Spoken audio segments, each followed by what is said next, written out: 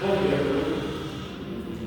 todos. Na manhã de hoje, a gente tem nesse primeiro trabalho que foi um relato de casado ao Hospital do Servidor em Pernambuco e tive como orientador o professor Alan Martins. Então, o uso do planejamento cirúrgico virtual para o tratamento de fratura cominutiva em mandíbula atrófica e um relato de caso. A primeiro de tudo, nós devemos entender de que a importância que o fluxo digital tem, hoje com a advento da tecnologia, em sua aplicação também na formação e produção de guias cirúrgicos. Em caso especial, a gente vai ver a aplicação dele na cirurgia do maxilofacial. O objetivo primordial desse caso, desse relato, é de apresentar a importância do planejamento digital para a realização do procedimento cirúrgico.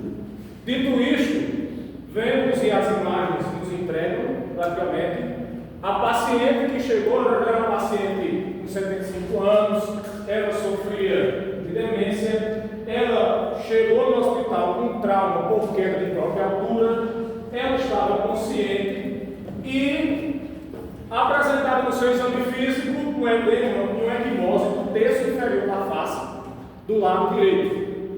E qual é a principal questão do exame?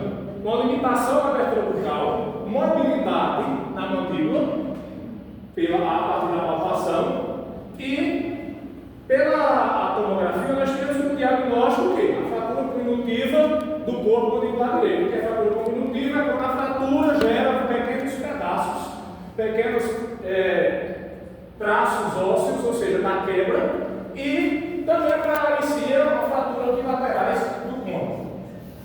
Caso clínico, como foi o tratamento? Antes do tratamento, houve o quê? O planejamento, que é o quê? A redução aberta e fixação interna da fratura do corpo mandibular. Para isso é que foi utilizado um software, e nesse software pegou os arquivos da tomografia, colocou no software, e aí foi realizado o planejamento, para que fosse feito o quê? A impressão em 3D de um guia cirúrgico, ou seja, mimetizando a mandíbula, a região que estava fraturada, para o quê?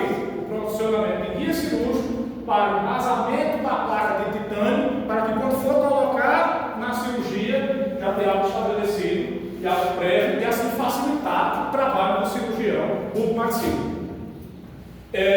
A modelagem, o slide, que aqui é a questão das imagens, de como foi planejado, teve a tomografia, aqui é quando houve a projeção do guia cirúrgico para a colocação da placa, e no próprio software a gente tem a vantagem de ver a tomografia como está e simular a transformação para o seu retorno em sua base, como estava no original. Então, quando for o procedimento cirúrgico, a paciente foi para o bloco cirúrgico, a anestesia geral, o acesso foi intrabucal para ser minimamente invasivo, evitar qualquer queixa externa, se fosse pela parte externa, e houve nesse caso a utilização desses guias cirúrgicos para ter essa melhor adaptação da placa, que foi utilizada no sistema 2x4 mm, ou seja, 2 parafusos de 4 mm para a melhor localização desse osso.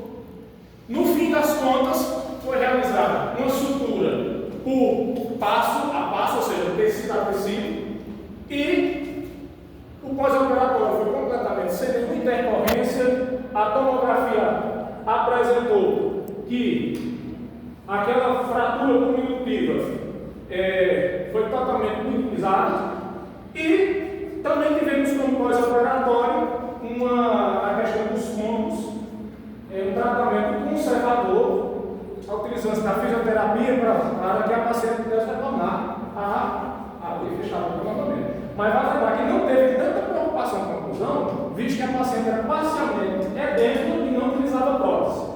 Dito isto, como conclusão, vemos que a modelagem 3D no planejamento cirúrgico virtual para o tratamento de fraturas mandibulares, como outras fraturas da cirurgia orofacial, mostra-se como uma ferramenta valiosa, precisa e que minimizar qualquer erro ou qualquer obstrução cirúrgica. Muito obrigado.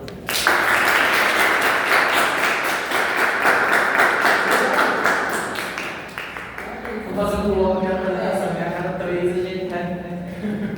Parabéns, essa apresentação faz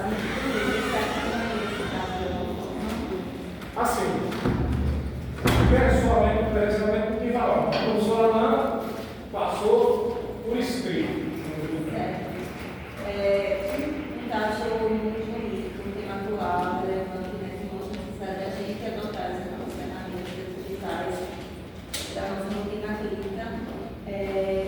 E a minha pergunta é, pelo que você estudou, né, para representação desse caso, o que é que você considera como realidade hoje, não no serviço público, particular, enfim, que seja essa realidade, esse planejamento digital para essa otimização dos casos, né?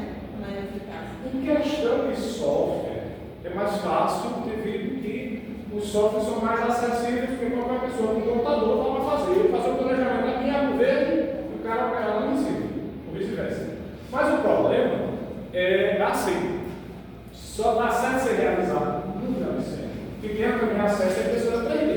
Infelizmente hoje, não é em qualquer lugar que a gente não vê pessoa 3D. Mas a universidade pública, graças a Deus, mas lá, o hospital do servidor no Recife, nosso da restauração, ok, mas vamos imaginar esse estado no interior lá dentro. Não há, vamos dizer assim, democratização desses meios. Mas é imprescindível, sempre, na política pública, ter esse aporte, porque você tem uma outra visão. E na formação de vocês, futuramente, todos consigam, né,